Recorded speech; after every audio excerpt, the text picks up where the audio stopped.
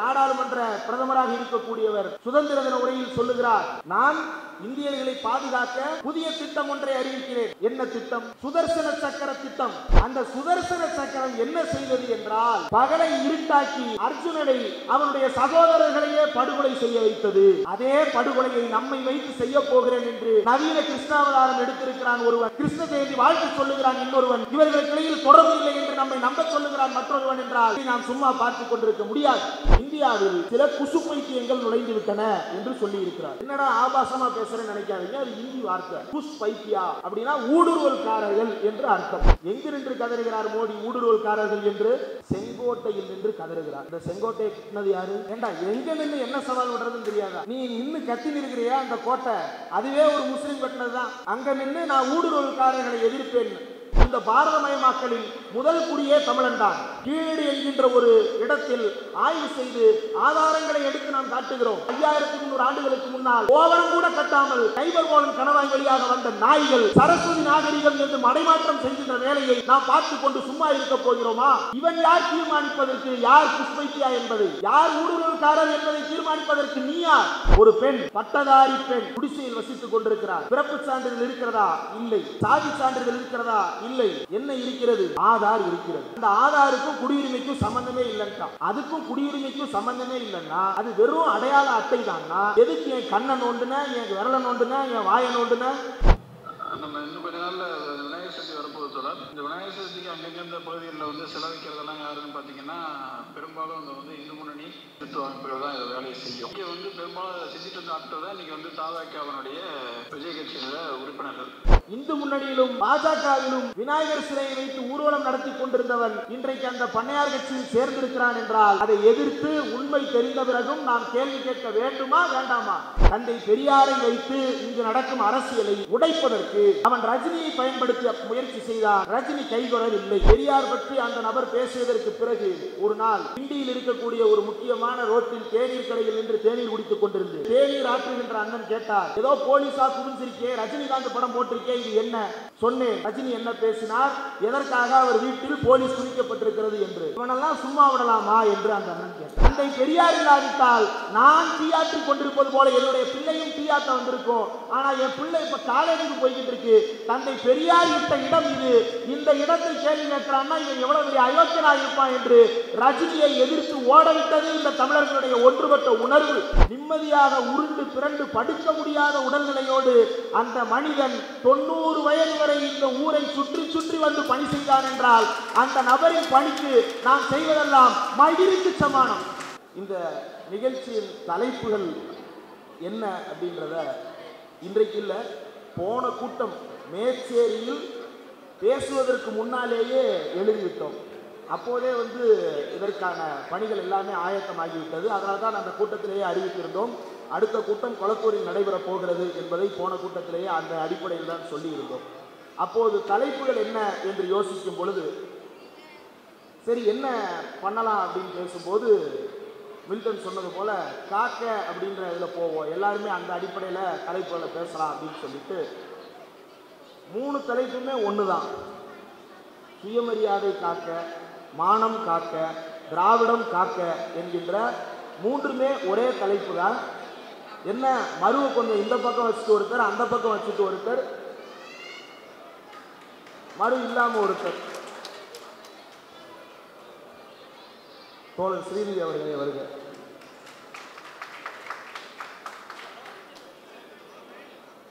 இப்போ 3 பேருக்குமே தலைப்பு என்பது ஒன்றுதான். என்ன என்றால் இன்றைய காலகட்டத்தில் பெரியாரின் தேவை என்ன, பெரியாரிய தத்துவங்களின் அடிப்படையில் நடப்பு அரசியலை நாம் எப்படி புரிந்து கொள்ளப் போகிறோம், அப்படி புரிந்து கொண்டதன் அடிப்படையில் என்ன எதிர்வினை ஆற்றப் போகிறோம் என்பதுதான் நம்முடைய செயல் திட்டம். அதற்காகத்தான் இந்த கூட்டங்கள் தொடர்ந்து நடத்தப்படுகின்றன. இதுபோன்று பல்வேறு தலைப்புகளில் கூட்டங்கள் தொடர்ந்து ஒருங்கிணைக்கப்பட்டு அதில் நாம் தொடர்ந்து பேசிக்கொண்டும் இருக்கிறோம். இதில் ரொம்ப முக்கியமாக போன கூட்டத்திலேயே சொன்னதுதான் என்னவென்றால், பெரியாரினும் பெருநெருப்பு என்று தலைப்பு வைத்துவிட்டு பெரியாரை பற்றி பேச மாட்டேங்கிறாங்க, பெரியாரை பற்றி மட்டும் ஏன் பேச மாட்டேங்கிறாங்க, பெரியாரை பற்றி மட்டும்தான் பேசணும், வேறு யாரை பற்றியும் பேசக்கூடாது என்று சமூக வலைதளங்களின் வாயிலாக பல்வேறு நபர்கள் எழுதி கொண்டிருக்கிறார்கள். பெரியாரினும் பெருநெருப்பு கருத்தரங்கம் என்பது பெரியார் என்ன பேசினார் என்பதை திரும்ப ஒப்புவிப்பதற்காக நடத்தப்படுகின்ற கருத்தரங்கங்கள் அல்ல. இங்கு இருக்கக்கூடிய அத்தனை தோழர்களும் பெரியாரை தீவிரமாக தொடர்ந்து படித்துக் கொண்டிருப்பவர்கள், வாசித்துக் கொண்டிருப்பவர்கள். மேடையில் இருக்கக்கூடிய சிறுவர்களாகிய நாங்கள் அதை திரும்ப சொல்லி அவர்கள் கேட்க வேண்டிய அவசியம் இல்லை. அவர்களிடமிருந்து கற்றுக்கொண்டதைத்தான் நாங்கள் இங்கு பேசிக் கொண்டிருக்கிறோம். அதே வேளையில் இன்றைக்கு இருக்கக்கூடிய சமகால அரசியலில் நவீன மாற்றங்கள் என்ன நடந்து கொண்டிருக்கின்றன என்கின்ற அடிப்படையில் அதனை இன்டர்பிரட் பண்றதுதான் எங்களுடைய வேலையாக நாங்கள் தொடர்ந்து செய்து வருகிறோம். அதனால் இந்த கூட்டத்தில் பெரியாரை மட்டும் பேசுங்க என்று சொல்லுபவர்களுடைய நோக்கம் என்ன என்பதை அவர்கள்தான் யோசித்து பார்க்க வேண்டும். நாம் அனைவரும் ஒருங்கிணைந்து வேலை பார்த்து கொண்டிருப்பதனுடைய ஒரே புள்ளி என்னவென்றால், இன்றைக்கு இருக்கக்கூடிய பாசிச எதிர்ப்பு, இந்த பாசிச அரசை வீழ்த்துவது, இந்த பண்பாட்டு பாசிசத்தை வீழ்த்துவது, அதற்கு பெரியாரின் வழியில் நாம் பயணிப்பது என்பதுதான் நாம் அத்தனை பேரும் ஒரு புள்ளியில் இணைவதற்கான ஒரு மீட்டிங் பாயிண்டாக மாறி இருக்கிறது. அப்படி யோசித்து பார்க்கும் பொழுது சமீபத்தில் நடந்த சில நிகழ்வுகளின் அடிப்படையில் நாம் சில விஷயங்களை யோசித்து பார்க்க வேண்டியிருக்கிறது. என்னவென்றால், இந்த தலைப்பு திராவிடம் காக்க என்கின்ற தலைப்பு, திராவிடம் காக்க என்றால் எதை காக்க? இந்த இனத்தை காக்கவா, இந்த மொழியை காக்கவா, இந்த நிலத்தை காக்கவா, மொழியை காக்கவா, அல்லது வேறு எதையாவது காக்கவா என்றால் இது அத்தனையும் காக்க திராவிடத்தை நாம் தொடர்ந்து பரப்புரை செய்ய வேண்டும். தந்தை பெரியார் திராவிடம் என்ற சொல்லை பற்றி பேசும் பொழுது ஒரு இடத்தில் குறிப்பிடுகிறார். என்னவென்றால், பலரும் கேட்கிறார்கள், ஏன் திராவிடர் என்று சொல்லுகிறீர்கள்? இப்போதுதான் பல்வேறு மாநிலங்கள் பிரிந்து விட்டதே, பிரிந்து போனதற்கு பிறகும் ஏன் திராவிடர் என்கின்ற வார்த்தை தேவைப்படுகிறது என்று கேட்கிறார்கள்.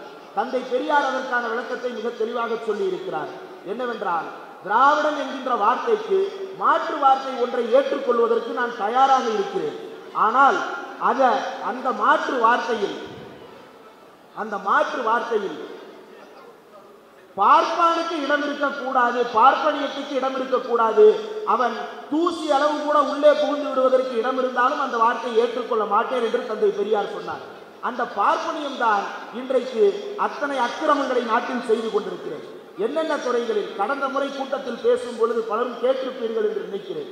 மதசார்பின்மை தொடர்பாக NCERT பாடப்புத்தகத்தில் என்ன மாதிரியான விஷயங்கள் சேர்க்கப்பட்டிருக்கின்றன, அதை தேர்தல் அரசியலோடு தொடர்புபடுத்தி சிறுபான்மை மக்களின் நலன் காக்க பேசுவது வாக்கு வங்கிக்காக என்று பாடப்புத்தகத்தில் எழுதியிருக்கிறார்கள் என்கின்ற செய்தியை கடந்த கூட்டத்தில் பேசியிருந்து பாடப்புத்தகத்தில் எழுதப்பட்ட இந்த செய்தியினுடைய நீட்சி என்னவாக இருக்கிறது என்பதை 2 நாட்களுக்கு முன்னால் விடுமுறை தினத்தில், கவர்மெண்ட் ஹாலிடே தான் அன்னைக்கு, விடுதலை நாளில், சுதந்திர நாளில் கொடியேற்றி வைக்கும் போது பிரதமர் மோடி செங்கோட்டையில் நின்று பேசுகிறார். செங்கோட்டையில் நின்று பிரதமர் மோடி பேசுகின்ற பேச்சில் பல கூறுகள் அதிர்ச்சியை ஏற்படுத்துவதாகவும் வெவ்வேறு நிகழ்வுகளை நினைவூட்டுவதாகவும் அமைந்திருக்கின்றன. அது என்ன? பிரதமர் மோடி அந்த கூட்டத்தில் பேசும் பொழுது, இந்த நாட்டுக்கு நாம் சொல்லுகின்ற பெயர் என்ன? இந்தியா. இந்தியா என்கின்ற வார்த்தை தான் நாம் பயன்படுத்துகின்ற வார்த்தை. ஆனால் பிரதமர் மோடியினுடைய 105 நிமிட பேச்சில் 48 முறை இந்தியா பயன்படுத்தப்பட்டிருக்கிறது. அந்த 48 முறையில் 20க்கும் மேற்பட்ட முறை இந்தியா என்பது வந்ததற்கு காரணம் மேட் இன் இந்தியா என்கின்ற திட்டத்தின் காரணமாக வந்தது. 58 முறை பாரதம் என்கின்ற வார்த்தை பயன்படுத்தப்பட்டிருக்கிறது. ஏன் இந்த பாரதத்தின் மீது இவ்வளவு அழுத்தம் கொடுக்கப்படுகிறது? இந்தியாவில் இருக்கக்கூடிய அத்தனை பாடப்புத்தகங்களையும் எடுத்து பார்த்தால் இந்தியா என்கின்ற வார்த்தைக்கு பதிலாக பாரதம் என்கின்ற வார்த்தை மீண்டும் மீண்டும் புழக்கத்தில் விடப்பட்டு கொண்டே இருக்கிறது. இந்த பாரதம் என்கின்ற வார்த்தையை திரும்ப புழக்கத்தில் விடுவதற்கான நோக்கம் என்ன? தனியார் மயமாக்கலை பற்றி பேசுகிறோம், அது பொருளாதாரத்தில். பண்பாட்டு தளத்தில் பார்ப்பன மயமாக்கல் என்பதை பாரதிய மயமாக்கல் என்கின்ற தத்துவத்தின் வழியாக இவர்கள் தொடர்ந்து செய்து கொண்டிருக்கிறார்கள். இந்த பாரதம் என்கின்ற வார்த்தைக்கான அர்த்தத்தை கோல்வால்கர் சொல்லும் பொழுது, பாரதி என்றால் இந்து, அவன் வசிக்கின்ற நிலம் பாரதம் என்று எழுதி வைத்திருக்கிறார். இந்த வார்த்தையில் முஸ்லிம்களுக்கோ கிறிஸ்தவர்களுக்கோ பார்சிகளுக்கோ இடம் இல்லை என்று சொல்லுகிறார் கோல்வால்கர். அப்படியே கட் பண்ணுங்க. சமீபத்தில் RSS தலைவராகிய கோசபலே என்று நினைக்கிறேன், அந்த ஆளோட பேரெல்லாம் உச்சரிக்க தெரியல, கன்றாவியா எனக்காவது வச்சுட்டு நம்மளை உச்சரிக்க சொல்றான்னா அது அவன் பிரச்சனை. தத்தாத்திரேய ஹொசபாலே அப்படின்ற ஒரு நபர், அந்த நபர் 50வது ஆண்டு எமர்ஜென்சி குறித்தான ஒரு கூட்டம், அந்த கூட்டம் எங்கு நடக்கிறது? டெல்லியில் இருக்கக்கூடிய டாக்டர் அம்பேத்கர் இன்டர்நேஷனல் சென்டரில் நடக்கிறது. இந்த கூட்டத்தை யார் ஒருங்கிணைத்திருக்கிறார்கள்? Ambedkar international centre, Hindustan Samachar, national centre for arts. இந்த நேஷனல் சென்டர் ஃபார் ஆர்ட்ஸ் என்பது யாருக்கு கீழ் இயங்குகிறது என்றால் மினிஸ்ட்ரி ஆஃப் கல்ச்சர், இந்தியாவுடைய கலாச்சார அமைச்சகத்தின் கீழ் ஒருங்கிணைக்கப்பட்ட ஒரு நிகழ்வில் ஆர்எஸ்எஸ் தலைவர் ஒருவன் கலந்து கொண்டு பேசுகிறான். அவன் பேசும் பொழுது செக்குலரிசம் என்கின்ற வார்த்தையை இந்திய அரசியலமைப்பு சட்டத்தில் சேர்த்ததற்காக காங்கிரஸ் மன்னிப்பு கேட்க வேண்டும் என்று ஒன்றிய அரசு நடத்துகின்ற நிகழ்ச்சியில் ஒன்றிய அரசினுடைய வளாகத்தில் நின்று ஆர்எஸ்எஸ் காரன் பேசுகிறான். பக்கத்தில் 2 பேர் உட்கார்ந்து இருக்கிறார்கள்.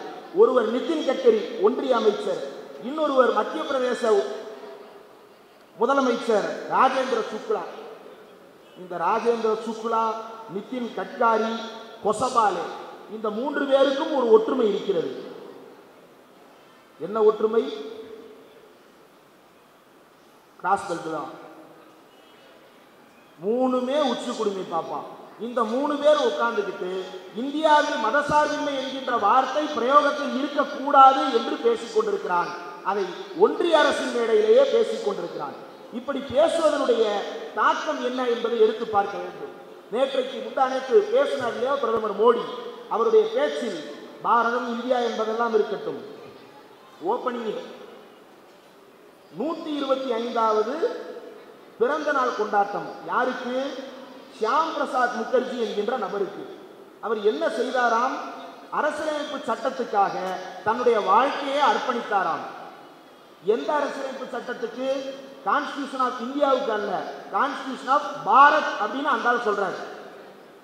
கான்ஸ்டிடியூஷன் ஆஃப் இந்தியா என்று நாம் சொல்லுகிறோம், அந்த ஆள் சொல்றது கான்ஸ்டிடியூஷன் ஆஃப் பாரத்துக்காக தன்னுடைய வாழ்க்கையை அர்ப்பணித்தவர் ஷியாம் பிரசாத் முகர்ஜி என்று பேசுகிறான். அம்பேத்கரின் பெயரை வைக்க வேண்டிய இடத்தில் ஒரு பாப்பானின் பெயரை வைக்க வேண்டிய அவசியம் என்ன? அதனுடைய நோக்கம் என்ன? அந்த பாப்பான் உண்மையிலேயே இந்தியாவுடைய சுதந்திரத்திற்காக மயிரையாவது கிள்ளி போட்டிருக்கிறானா என்றால் எந்த பாப்பானும் கிள்ளி போடல, அந்த பாப்பானும் போடல. இந்தியா முழுக்க 1942 வெள்ளையனே வெளியேறு இயக்கம், குவிட் இந்தியா மூவ்மெண்ட் நடந்து கொண்டிருக்கிறது. அந்த வெள்ளையனே வெளியேறு இயக்கம் நடந்து கொண்டிருக்கும் பொழுது வடக்கில் இருக்கக்கூடிய முழக்கம் என்னவென்றால், இந்த பிரிட்டிஷ் படைக்கு எங்கள் ஆள் ஒருவர் கூட சேர மாட்டான், பிரிட்டிஷ் படைக்கு எங்கள் பணம் ஒரு பைசா கூட கிடைக்காது என்று முழங்கிக் கொண்டிருந்த நேரத்தில் இந்த நபர்கள் யாரு? இந்து மகா சபையைச் சேர்ந்த தலைவர் யாரு? வி.டி. சாவர்கர். அந்த நபர் ஒரு அறிக்கை விடுகிறார். என்னவென்றால், in a spirit of responsive cooperation, we should unhesitatingly support the war and enter the military forces of all arms without losing a single minute. ஒரு நொடி கூட தாமதப்படுத்தாமல் பிரிட்டிஷ் படையில் சேர்ந்து 2ஆம் உலகப் போரில் கலந்து கொள்ளுங்கள் என்று அழைப்பு விடுத்த ஒரு நாயின் பெயரை நாடாளுமன்றத்தில் புகைப்படம் வைத்து கொண்டாடுகிறார்கள், செங்கோட்டையில் கொடியேற்றி கொண்டாடுகிறார்கள். இந்த நபர் அரசியலமைப்பு சட்டத்திற்கு மயிரை கிள்ளி போட்டான் என்று இன்றைக்கு சுதந்திர தினத்தில் மோடி பேசிக் கொண்டிருக்கிறார். இந்த கதையாடல் எதற்காக நாம் பேச வேண்டி இருக்கிறது? இந்த கதையாடலின் பின்னால் இவர்கள் கட்டமைக்க விரும்புகின்ற உளவியல் என்ன? இது மோடியினுடைய ஓப்பனிங் ஸ்டேட்மெண்ட். மோடியினுடைய க்ளோசிங் ரிமார்க்ஸ் நீங்க பாத்தீங்க அப்படின்னா போக போக எங்க போகுது அப்படின்னா, மகா கும்ப மேளா இந்தியாவினுடைய அடையாளமாக உலகமே கொண்டாடுகிறது என்று சொல்லிவிட்டு இந்தியாவில் சில குசு பைத்தியங்கள் நுழைந்து விட்டன என்று சொல்லி இருக்கிறார். என்னடா ஆபாசமா பேசுறேன்னு நினைக்காதீங்க, அது இந்தி வார்த்தை. குஸ் பைத்தியா அப்படின்னா ஊடுருவல்காரர்கள் என்று அர்த்தம். என்ன பேசுகிறார் என்றால், as a part of deliberate conspiracy, ஒரு திட்டமிட்ட சதியின் காரணமாக இந்தியாவினுடைய டெமோகிராஃபி மக்கள் தொகை கட்டுமானத்தை மாற்றியமைக்க பார்க்கிறார்கள். புதிய பிரச்சனைக்கான விதைகளை தூவுகிறார்கள். Infiltrators snatching the livelihoods of our youth, நம்முடைய இளைஞர்களின் வாழ்வாதாரத்தை பறித்துக் கொள்ளுகிறார்கள் ஊடுருவல்காரர்கள். அடுத்து அந்த இடத்துல மோடிஜி தன்னை மோகன்ஜியாக உணர்ந்த தருணம். Targeting our sisters and daughters, நம்முடைய சகோதரிகளையும் மகள்களையும் குறிவைத்து வேலை பார்க்கிறார்கள். இதெல்லாம் எங்க பேசுறாரு? நாடாளுமன்றத்தில் பேசு. சுதந்திர தினத்தில் கொடியேற்றி வைத்துவிட்டு பேசுகிறார். இதுல எங்கப்பா முஸ்லீம் என்ற வார்த்தை இருக்கு அப்படின்னு முட்டு கொடுத்துட்டு வருவானுங்க. நம்ம கேட்டோம்னா அதுக்கு ஒரு உதாரணம் சொல்றேன். ஏன் முஸ்லீம் என்ற வார்த்தையை பயன்படுத்தாம ஊடுருவல்காரர்கள் என்கின்ற வார்த்தையை தொடர்ந்து பயன்படுத்தி கொண்டிருக்கிறார்கள் அப்படின்னா அப்படியே கட் பண்ணி 1933க்கு போகணும். 33ல என்ன நடந்தது? ஜெர்மனியில் ஹிட்லர் ஆட்சி செய்து கொண்டிருந்த காலம். அந்த காலத்தில் ஒரு புதிய சட்டம் ஒன்று ஜெர்மனியில் உருவாக்கப்பட்டது. அப்படி உருவாக்கப்பட்ட புதிய சட்டத்தில் குடியுரிமை யாருக்கு உண்டு யாருக்கு இல்லை என்பதை தீர்மானிக்கிறார்கள். அப்படி தீர்மானிப்பதில் 2 விதிகளை சேர்க்கிறான் ஹிட்லர்.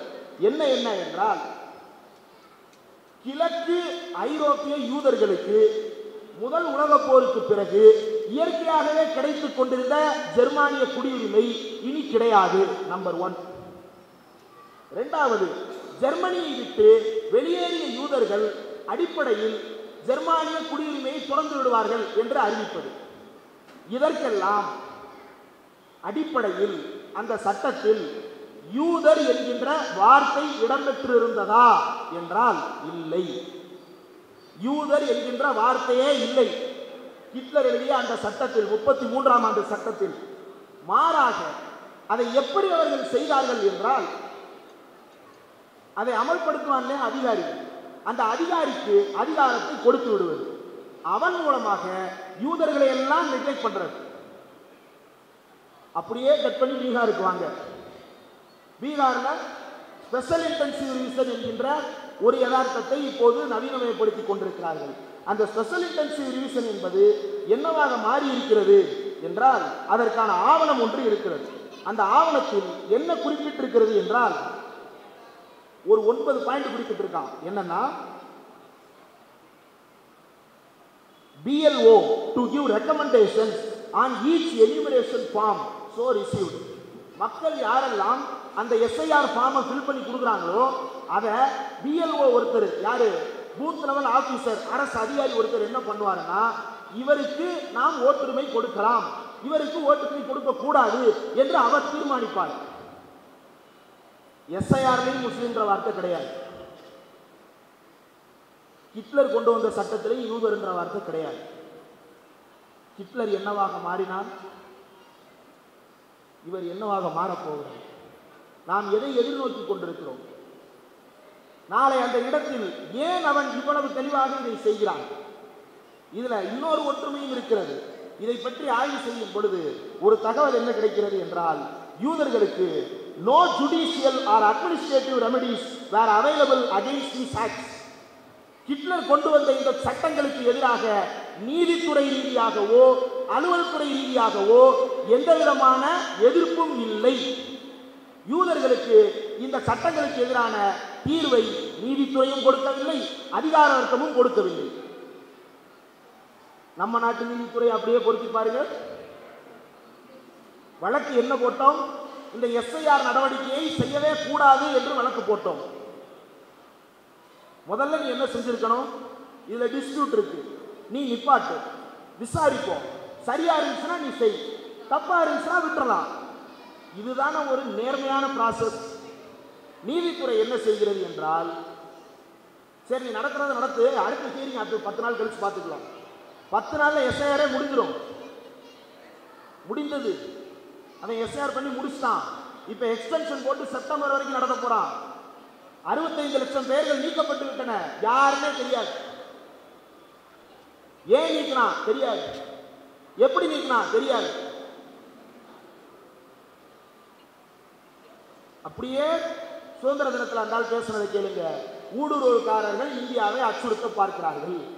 அப்போ ஹிட்லர் கொண்டு வந்த யூத விரோத சட்டங்களும் மோடி அரசு கொண்டு வந்திருக்கின்ற தேர்தல் ஆணைய சட்டங்களும் சுதந்திர தினத்தில் இந்த மோடி பேசிய பேச்சும் ஒரே திசையில் பயணிக்கின்றன. அது கொடுங்கோல் பாசிசமாக மாறிக்கொண்டிருக்கிறது.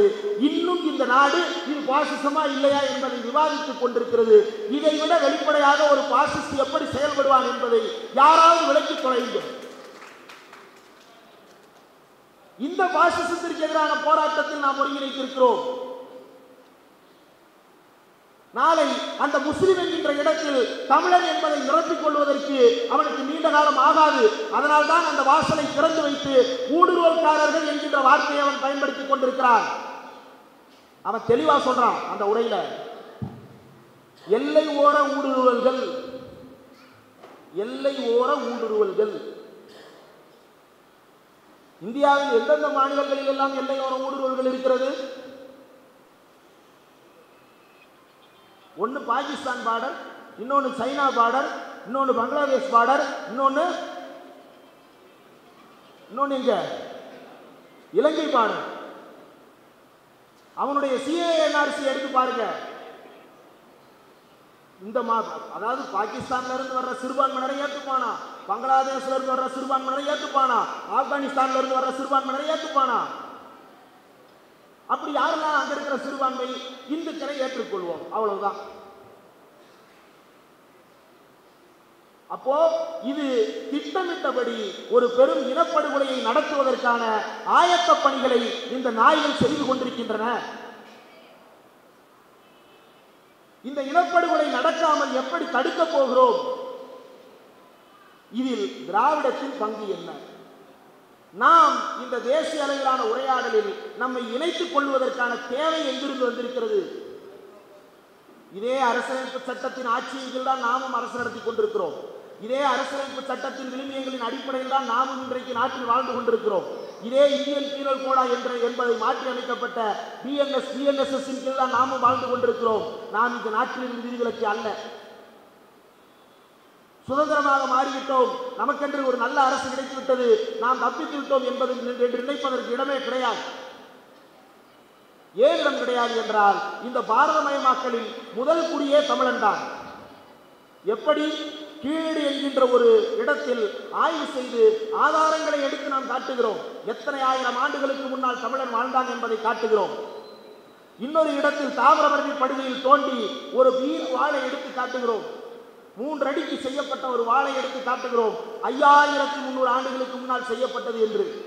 அந்த 5300 ஆண்டுகளுக்கு முன்னால் கோவணம் கட்டிக்கொண்டு, கோவணம் கூட கட்டாமல் கைபர் கோலம் கணவாய் வழியாக வந்த நாய்கள் சரஸ்வதி நாகரிகம் என்று மடைமாற்றம் செய்கின்ற வேலையை நாம் பார்த்து கொண்டு சும்மா இருக்க போகிறோமா? இவன் யார் தீர்மானிப்பதற்கு? யார் புஷ்பைத்தியா என்பதை, யார் ஊடுருவல்காரர் என்பதை தீர்மானிப்பதற்கு நீ யார்?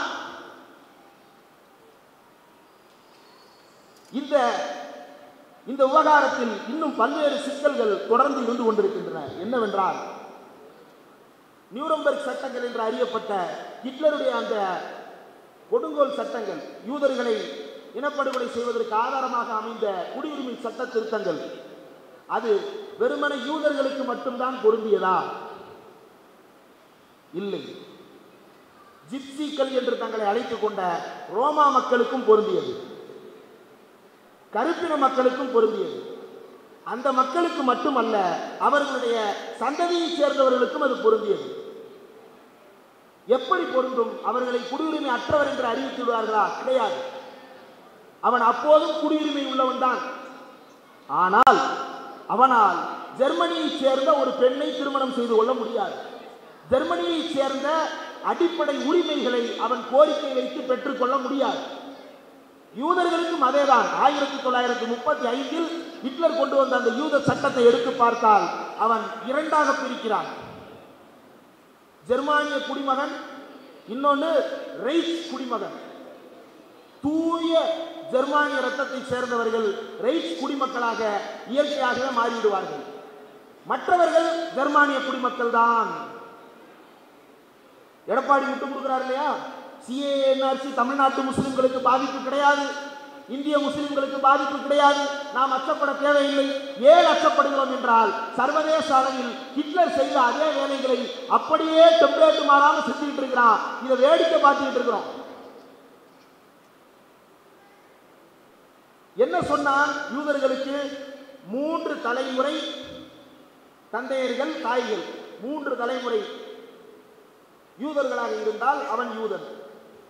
2 தலைமுறை தான் இருக்கிறார்கள் என்றால் அவன் அரை யூதன்.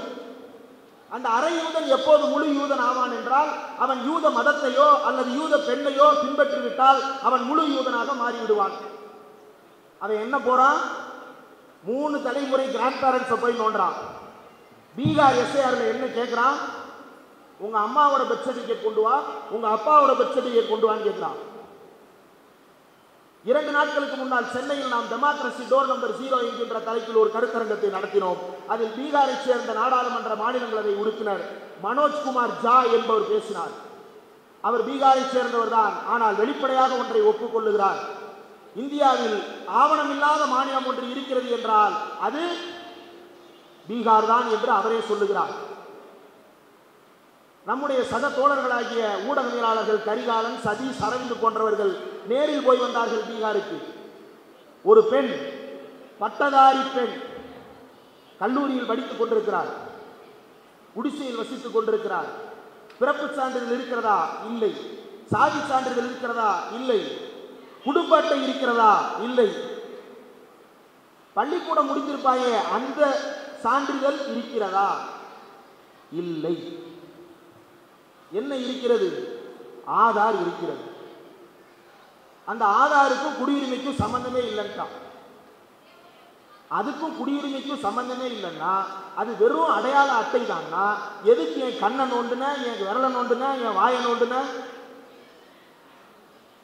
உங்களுடைய கண்ரேகை, கைரேகை அத்தனையும் பதிவு செய்யப்பட்டிருக்கிறதே. 10 விரல் கைரேகையும் பதிவு செய்து வைத்திருக்கிறானே எதற்காக? யாருக்கு விற்பதற்காக? திட்டவட்டமாக யூதர்களை இனப்படுகொலை செய்வதற்கு முன்னால் ஹிட்லர் என்னென்னவெல்லாம் செய்தானோ அதையெல்லாம் இந்த மோடியும் செய்து கொண்டிருக்கிறார். இந்த மோடி செய்து கொண்டிருக்கக்கூடிய இந்த திட்டங்களை எல்லாம் எதிர்ப்பதற்கு நாதி இல்லாமல் இந்தியா முழுவதும் சீரழிந்து கொண்டிருக்கின்ற நிலையில் தமிழ்நாடு மட்டும் இன்றைக்கும் போராடி கொண்டிருக்கிறது என்றால் அதற்கு காரணம் திராவிடம் தான், தந்தை பெரியார் தான். நடிகர்களை நாம் அனுமதிக்காததுதான். நியூ பிஜேபி என்ற ஒரு புத்தகம் இருக்கிறது, நளின் மேத்தா என்கின்றவர் எழுதியிருக்கிறார். அதை வாசித்தால் உங்களால் அது பாஜகவுக்கு சார்பாக எழுதப்பட்டதா எதிராக எழுதப்பட்டதா என்பதை கண்டுபிடிக்க முடியாது. அந்த புத்தகத்தில் ஒரு குறிப்பு இருக்கிறது, the south model of BJP, Karnataka. கர்நாடகாவில் பாஜக வேரூன்றி விட்டது. எப்படி? திருப்பரங்குன்றம் மலையை போலவே அங்கும் ஒரு மலை இருக்கிறது, பாபா புதங்கரி மலை என்று. அந்த மலையில் 2 சமாதிகள் இருக்கிறது. ஒன்று இந்து சாமியார், இன்னொன்று முஸ்லிம் சாமியார், சூஃபி. அந்த இடத்தில் கலவரம் செய்ய துவங்கினான். ஒரு முஸ்லிமுக்கு சொந்தமான மைதானத்தில் நான் போய் கொடியேற்றுவேன் என்று நின்றான். இப்படியான கலவரங்களின் மூலமாக திட்டமிட்ட வகையில் பாஜகவை அங்கே கலவரத்தின் மூலமாக வளர்த்தெடுத்தான். எப்படி கர்நாடகா இந்த சதிகளுக்கு பலியானது என்றால் அங்கே ஒருமித்த கன்னட பெருமை என்ற ஒன்று இல்லை என்று அவன் சொல்லுகிறான். தமிழ்நாட்டில் இது ஏன் வெல்லவில்லை? கன்னடன் ஏன் வீழ்ந்தான்? தமிழன் எப்படி வீழாமல் தலையூக்கி நின்றான் என்றால் இங்கு இருப்பவன் எல்லாம் திராவிடனாக தன்னை உணர்கிறான், தமிழனாக தன்னை உணர்கிறான், தந்தை பெரியார் காட்டிய வழியில் தன்னை பயணித்துக் கொள்பவனாக அறிவித்திருக்கிறான். அதனால் அங்கு நம்மால் உள்ளே நுழைய முடியவில்லை என்று அதிலே குறிப்பிட்டிருக்கிறான். இதை உடைப்பதற்கு அவன் ஒரு திட்டத்தை வைத்திருக்கிறான். அதுவும் அந்த புத்தகத்தில் எழுதப்பட்டிருக்கிறது. ரஜினிகாந்த் உள்ளே வந்தால் இந்த கதையாடலை தந்தை பெரியாரில் இருந்து தொடர்கின்ற இந்த சொல்லாடல்களை எல்லாம் அகற்றி விடலாம் என்பது அவருடைய திட்டம். புத்தகம் எழுதப்பட்டது 2016-19. ரஜினி இல்லை, ஆனா அந்த திட்டம் இல்லை என்று நீங்கள் நம்புகிறீர்களா? தந்தை பெரியாரை வைத்து இங்கு நடக்கும் அரசியலை உடைப்பதற்கு அவன் ரஜினியை பயன்படுத்த முயற்சி செய்தான். ரஜினி கைகொடவில்லை. அடுத்து யார் வந்திருக்கிறார்? அது எப்படி வந்தான்? ரஜினி ஆன்டி பெரியாரிஸ்டா வர முயற்சி செஞ்சான். சமுதாயம் அனுமதிக்கல. எனக்கு நன்றாக ஞாபகம் இருக்கிறது. பெரியார் பற்றி அந்த நபர் பேசியதற்கு பிறகு ஒரு நாள் கிண்டியில் இருக்கக்கூடிய ஒரு முக்கியமான ரோட்டில் தேநீர் கடையில் நின்று தேநீர் குடித்துக் கொண்டிருந்தேன். பக்கத்தில் மாலை மலர் படம் தொங்குகிறது. அந்த மாலை மலர் படத்தில் ஒரு பெரிய வாசலுக்கு முன்னால் நூற்றுக்கணக்கான போலீஸ் குவிக்கப்பட்ட படம் தெரிந்தது. அந்த படத்தை பார்த்துவிட்டு தேநீர் ஆற்றுகின்ற அண்ணன் கேட்டார், ஏதோ போலீஸா குவிஞ்சிருக்கே, ரஜினிகாந்த் படம் போட்டிருக்கே, இது என்ன? உங்க பேப்பர் தானே, நீங்களே படிக்கலாம்ல. எனக்கு படிக்கலாம் தெரியாது, முடிஞ்சா படிச்சு சொல்லு. சொன்னேன் ரஜினி என்ன பேசினார், எதற்காக அவர் வீட்டில் போலீஸ் குவிக்கப்பட்டிருக்கிறது என்று. இவனெல்லாம் சும்மா விடலாமா என்று அந்த அண்ணன் கேட்டார். தந்தை பெரியார் இல்லாவிட்டால் நான் தீயாற்றிக் கொண்டிருப்பது போல என்னுடைய பிள்ளையும் தீயாட்ட வந்திருக்கும். ஆனா என் பிள்ளை இப்ப காலேஜுக்கு போய்கிட்டு இருக்கு. தந்தை பெரியார் இட்ட இடம் இது, இந்த இடத்தை கேள்வி கேட்கிறான்னா இவன் எவ்வளவு பெரிய அயோக்கியனா இருப்பான் என்று ரஜினியை எதிர்த்து ஓடவிட்டது இந்த தமிழர்களுடைய ஒன்றுபட்ட உணர்வு. அந்த உணர்வை பெரியாருக்கு எதிராக என்று செய்ய முடியாத காரணத்தால் பெரியாரை பக்கத்தில் வைத்துக் கொண்டே செய்வதற்கான முயற்சியை தொடர்ந்து நடத்துகிறார்கள். ஒரு ஆடியோ ஒன்று சமீபத்தில் பக்கத்தில் திருப்பூரை சேர்ந்த ஒரு தோழர் ஒருவர் அனுப்பினார். அந்த ஆடியோவை கூட இங்கே காட்ட வேண்டும் என்று நினைக்கிறேன்.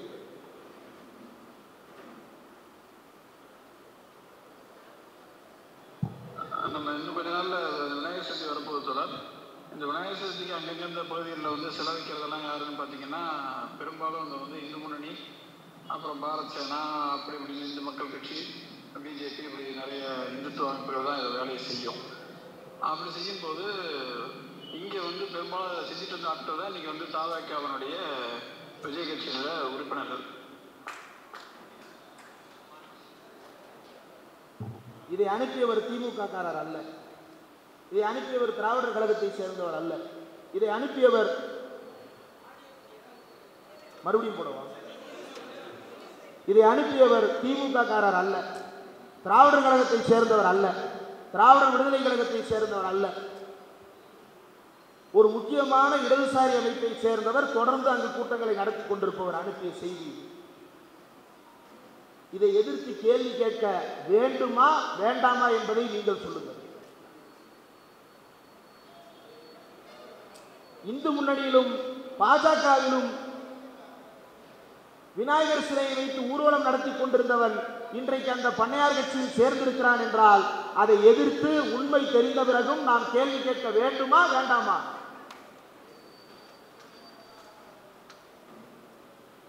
இதை கேட்டால் இவ்வளவு காலம் பாசிசத்திற்கு எதிராக போராடி கொண்டிருந்த நாம் துரோகிகளாகி விடுகிறோம்.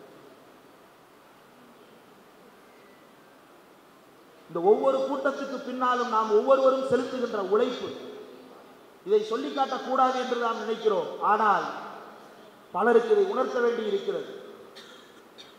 நேற்றைக்கு எழுச்சி தமிழருடைய பிறந்த நாள். நேற்று இரவு 4 மணிக்கு அந்த கூட்டம் முடிந்தது. 5 மணிக்கு வாகனத்தில் ஏறினோம். 1 மணிக்கு இங்கு வந்து சேர்ந்தோம். 1:30 மணிக்கு சாப்பிட்டோம். 1 மணி நேரம் உட்கார்ந்திருந்தோம். கூட்டம் தொடங்கிவிட்டது. அதற்கு முந்தைய நாள் ஜனநாயகத்தின் கதவியல் சைவர் என்கின்ற தலைப்பில் ஒரு கருத்தரங்கம், அதற்காக 3 நாள். இப்படி தொடர்ந்து உழைத்துக் கொண்டிருக்கிறோம். இந்த உழைப்புக்கு காரணம், இந்த உழைப்பை செய்வதற்கு ஒரே உந்துதல் தந்தை பெரியார் என்கின்ற அந்த நபர்தான். மூத்திரவாளியை தூக்கி கொண்டு சிறுநீரகம் கடுகெடுக்க நின்றால் உடம்பெல்லாம் எரிச்சல் வர நிம்மதியாக உருண்டு பிறண்டு படுக்க முடியாத உடல்நிலையோடு அந்த மனிதன் 90 வயது வரை இந்த ஊரை சுற்றி சுற்றி வந்து பணி செய்தான் என்றால் அந்த நபரின் பணிக்கு நாம் செய்வதெல்லாம் மயிருக்கு சமானம். இந்த வேலையை சாதுவரை செய்வதற்காகத்தான் முடிவெடுத்து வந்திருக்கிறோமே தவிர வேறு எதற்காகவும் அல்ல. இந்த திராவிடத்தை காப்பதற்கான, இந்த திராவிட அடையாளத்தை தேசிய அளவில் பேச வேண்டியதற்கான காரணம் என்ன?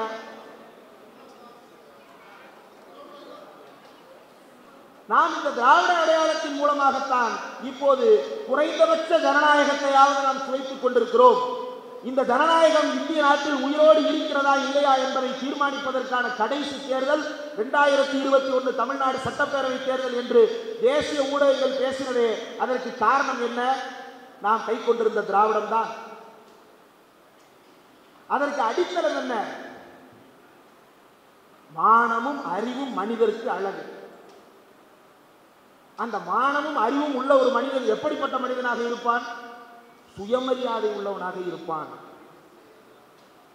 அப்படி சுயமரியாதை உள்ள ஒருவன் கடவுள் நம்பிக்கை உள்ளவனாகவே இருந்தாலும் கூட தந்தை பெரியார் வாழ்க என்று சொல்லுகிற பூமி இந்த தமிழ்நாடு. இந்த நுட்பம் புரியாமல் தான் இந்த பார்ப்பனர்கள் இன்னும் கதறிக் கொண்டிருக்கிறார்கள். கதறட்டும். எங்கு நின்று கதறுகிறார் மோடி ஊடுருவல்காரர்கள் என்று? செங்கோட்டையில் நின்று கதறுகிறார். அந்த செங்கோட்டையை கட்டினது யாரு? ஏண்டா எங்க நின்று என்ன சவால் விடுறதுன்னு தெரியாதா?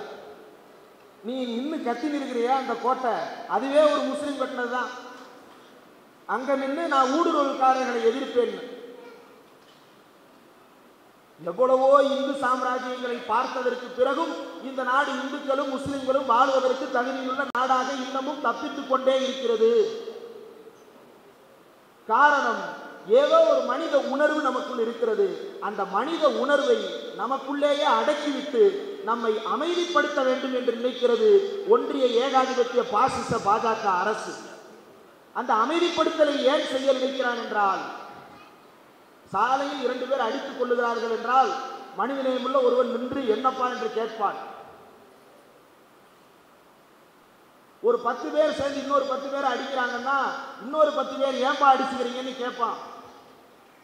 ஒரு கோயிலுக்கு முன்னாடி, ஒரு மசூதிக்கு முன்னாடி, ஒரு சர்ச்சுக்கு முன்னாடி யாரோ பிரச்சனை பண்றான்னா ஏன்டா இங்க இருந்து பிரச்சனை பண்றான்னு கேட்பான். இந்த கேள்வி இருக்குல்ல, இந்த கேள்விதான் ஜனநாயகத்தை உயிர்ப்போடு வைத்திருக்கின்ற திராணி உள்ளது. அந்த கேள்வியை அடக்கிவிட்டால் அவன் என்ன வேண்டுமானாலும் செய்வான். அதற்கு ஒரு உதாரணம் சொல்லுகிறேன். கோவிட் பெருந்தொற்று காலம். அந்த கோவிட் பெருந்தொற்று காலத்தில் நடையாய் நடந்தார்கள்.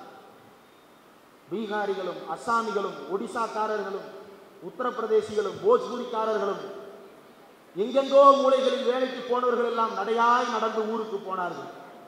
போனவர்களிடம் ஒரு பத்திரிகையாளர் கேட்கிறார், நம்முடைய நண்பர் தான், இவ்வளவு நடக்கிறீங்களே, மோடி அரசுக்கு ஏதாவது சொல்ல விரும்புறீங்களா? பாவம், அவர் என்ன சார் பண்ணுவாரு, கடவுள் இந்த நோயை கொடுத்துட்டாரு. இது அந்த மக்கள் சொன்ன பதில்.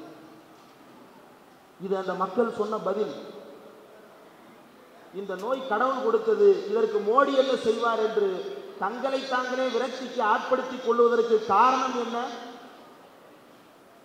அந்த அறிவு அவர்களுக்கு போய் சேராமல் தடுக்கப்பட்டதனுடைய ஆதாரம் என்ன? நம்முடைய மானத்தை அடமானம் வைத்து இந்த நாட்டிலே நம்மை உலாவ விட்டிருக்கிறானே என்கின்ற கோபம் வராமல் அவர்கள் எல்லாம் அமைதியானதன் பின்னணி என்ன? தொடர் வன்முறைகள், தொடர் அடக்குமுறைகள், தொடர்ந்து சாதி ரீதியாக மத ரீதியாக அவர்கள் மண்டையை மழுங்கடிப்பதற்கான வேலை திட்டங்களை செய்து கொண்டே இருக்கிறது இந்த ஒன்றிய அரசு. இந்த மோடி அரசு அதனுடைய உச்சகட்டமாக பாசிச போக்கோடு இன்றைக்கு துவங்கி இருக்கிறது தன்னுடைய வேலைகள். இதன்தான் நாம் இந்த தத்துவத்தின் முக்கியத்துவத்தை மற்ற மாநிலக்காரர்களுக்கு உணர்த்த தொடங்கி இருக்கிறோம். அப்படி அவர்கள் உணர்ந்து கொண்டதனுடைய ஒரு விளைவுதான் எனக்கு முன்னால் பேசிய தோழர் மில்டனோ மைனரோ சொன்னார்கள். மகாராஷ்டிராவை சேர்ந்த உத்தவ் தாக்கரே, எந்த உத்தவ் தாக்கரே? பால் தாக்கரேவின் மகன் உத்தவ் தாக்கரே. எந்த பால் தாக்கரேவின் மகன் உத்தவ் தாக்கரே? தலித்துகளுக்கு எதிரான கொடூரங்களை அரங்கேற்றிய பால் தாக்கரேவின் மகன் உத்தவ் தாக்கரே.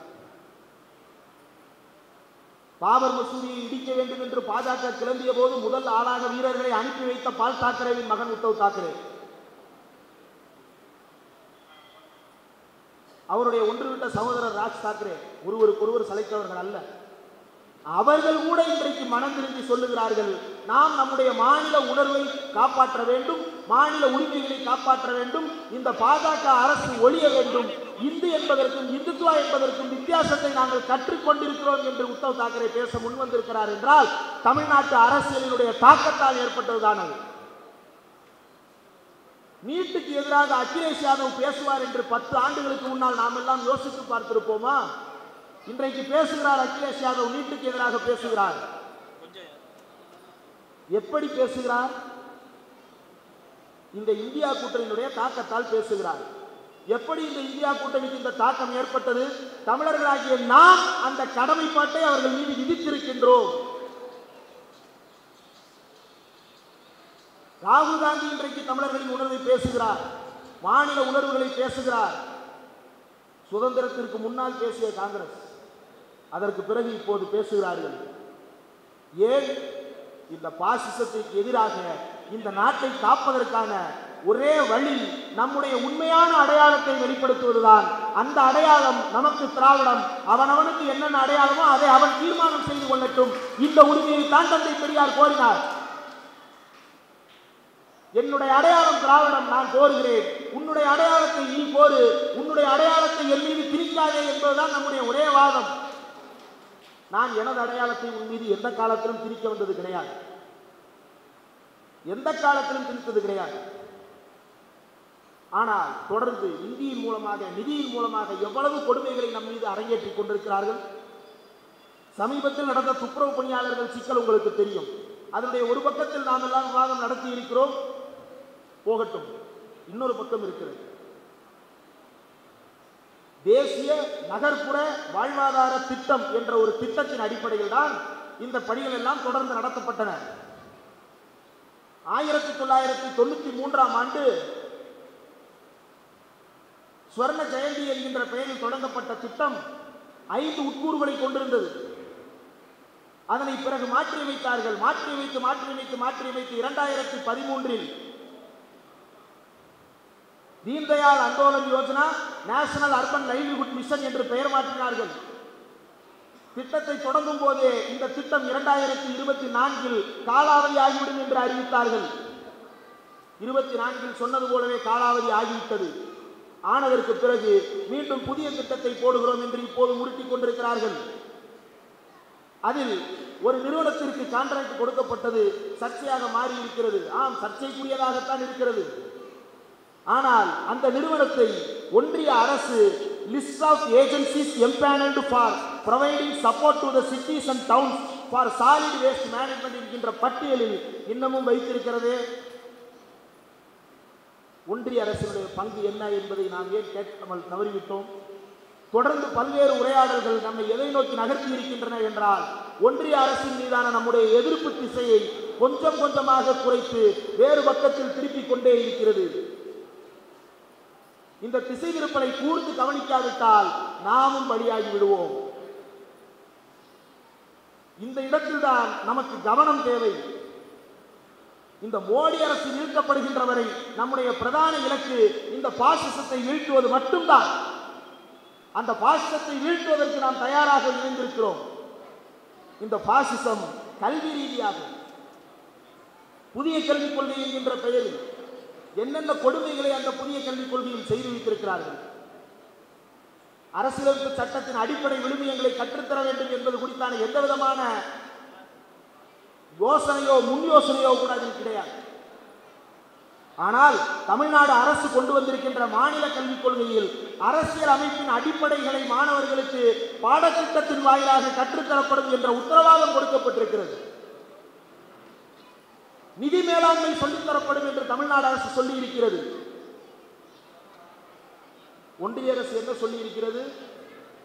படிக்க வரலன்னா டெய்லரிங் கத்துக்கோ, கார்பென்ட்ரி கத்துக்கோ, எலக்ட்ரிக்கல் ஒர்க் கத்துக்கோ, பிளம்பிங் கத்துக்கோ, படிக்க வரலன்னா இப்படி போ என்று சொல்லுகிறது.